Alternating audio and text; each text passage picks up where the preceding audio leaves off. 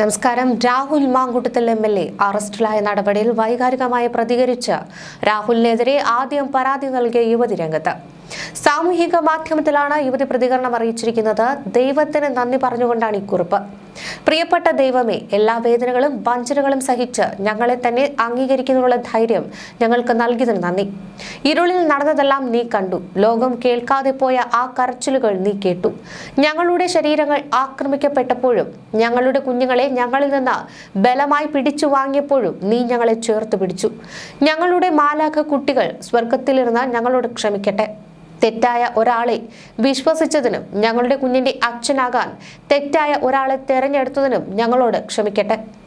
അക്രമങ്ങളിൽ നിന്ന് മുക്തമായി, ഭയത്തിൽ നിന്ന് മുക്തമായി, സംരക്ഷിക്കുന്നതിൽ പരാജയപ്പെട്ട ഈ ലോകത്തിൽ നിന്ന് മുക്തമായി അവരുടെ ആത്മാക്കൾ സമാധാനത്തോടെ വിശ്രമിക്കട്ടെ.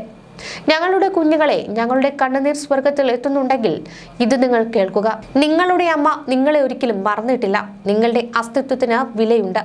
നിങ്ങളുടെ ആത്മാവിന് വിലയുണ്ട്. വീണ്ടും കാണുന്നതുവരെ അമ്മമാർ നിങ്ങളുടെ ഹൃദയത്തിൽ കൊണ്ടു നടക്കും. ഈ അമ്മ നിന്നെ അത്രമേൽ സ്നേഹിക്കുന്നു. ഇങ്ങനെ അതിവൈകാരികമായിട്ടാണ് രാഹുലിനെതിരായ ആദ്യ കേസിലെ പരാതിക്കാരിയുടെ കുറിപ്പ്. പത്തനംതിട്ട സ്വദേശിയായ യുവതി നൽകിയ പരാതിയിൽ ഇന്ന് രാവിലെയോടെയാണ് പ്രത്യേക അന്വേഷണ സംഘം രാഹുൽ മാങ്കൂട്ടത്തിലെ അറസ്റ്റ് രേഖപ്പെടുത്തിയത്. വിവാഹം വാഗ്ദാനം നൽകി പീഡിപ്പിച്ചുവെന്നും നിർബന്ധിത ഗർഭഛിദ്രം നടത്തിയെന്നുമാണ് രാഹുലിനെതിരായ ആദ്യ പരാതി. കുഞ്ഞ് വേണമെന്ന് നിർബന്ധിച്ച് രാഹുൽ യുവതി ഗർഭിണിയാണെന്ന് അറിഞ്ഞതിന് പിന്നാലെ ഗർഭഛിദ്രത്തിന് നിർബന്ധിച്ചുവെന്നാണ് ഈ പരാതിയിൽ പറഞ്ഞത്. രാഹുൽ യുവതിയെ ഭീഷണിപ്പെടുത്തുന്നതിന്റെയും ഗർഭഛിദ്രത്തിനെ നിർബന്ധിക്കുന്നതിന്റെയും ഫോൺ റെക്കോർഡുകളും മെസ്സേജുകളും പുറത്തു വന്നിരുന്നു. വിവാഹം വാഗ്ദാനം ചെയ്ത് ബലാത്സംഗം ചെയ്തുവെന്നും ഗർഭഛിദ്രത്തിന് നിർബന്ധിച്ചുവെന്നുമാണ് രാഹുലിനെതിരായ രണ്ടാമത്തെ പരാതി. ഇരു കേസുകളിലും രാഹുലിന്റെ അറസ്റ്റ് കോടതി തടഞ്ഞിരുന്നു. സമാന രീതിയിലുള്ള പരാതിയാണ് മൂന്നാമതും രാഹുലിനെതിരെ ലഭിച്ചിട്ടുള്ളത്. എന്നാൽ ഈ പരാതിയിൽ സാമ്പത്തിക ചൂഷണവും രാഹുൽ നടത്തിയതാണ് പരാതിക്കാരി പറയുന്നത്.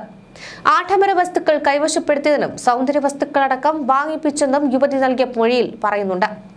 ഈ പരാതിക്ക് പിന്നാലെയാണ് രാഹുലിനെ പോലീസ് അറസ്റ്റ് ചെയ്തത്. പാലക്കാട് നഗരത്തിലെ ഹോട്ടലിൽ നിന്ന് പ്രത്യേക അന്വേഷണ സംഘമായിരുന്നു രാഹുൽ മാങ്കൂട്ടത്തിലെ കസ്റ്റഡിയിലെടുത്തത്. വനിതാ പോലീസ് ഉൾപ്പെടെയുള്ള സംഘം രാഹുൽ താമസിച്ചിരുന്ന ഹോട്ടലിലേക്ക് രാത്രി 12 മണിയോടെ എത്തുകയായിരുന്നു. ഹോട്ടൽ ജീവനക്കാർക്കൊപ്പം മുറിയിലെത്തിയ പോലീസ് ഉദ്യോഗസ്ഥർ MLA കസ്റ്റഡിയിലെടുക്കുകയായിരുന്നു. പുതിയ പരാതിയിലാണ് പ്രത്യേക അന്വേഷണ സംഘത്തിന്റെ ഈ നടപടി. ലൈംഗിക പീഡനം, ഗർഭഛിദ്രം, സാമ്പത്തിക ചൂഷണം തുടങ്ങിയ കുറ്റങ്ങൾ ചുമത്തിയാണ് രാഹുലിനെതിരെ കേസെടുത്തത്. സംഭവത്തിൽ പ്രതികരിച്ചുകൊണ്ട് കെ മുരളീധരൻ രംഗത്ത് വന്നു. പാർട്ടിയിൽ നിന്ന് പുറത്താക്കിയ ആളുടെ കാര്യത്തിൽ പാർട്ടിക്ക് ഒരു ഉത്തരവാദിത്വം ബാധ്യതയില്ല എന്നുമാണ് മുരളീധരന്റെ പ്രതികരണം. തെറ്റ് സംഭവിച്ചതിനാലാണ് രാഹുലിനെ പുറത്താക്കിയത്.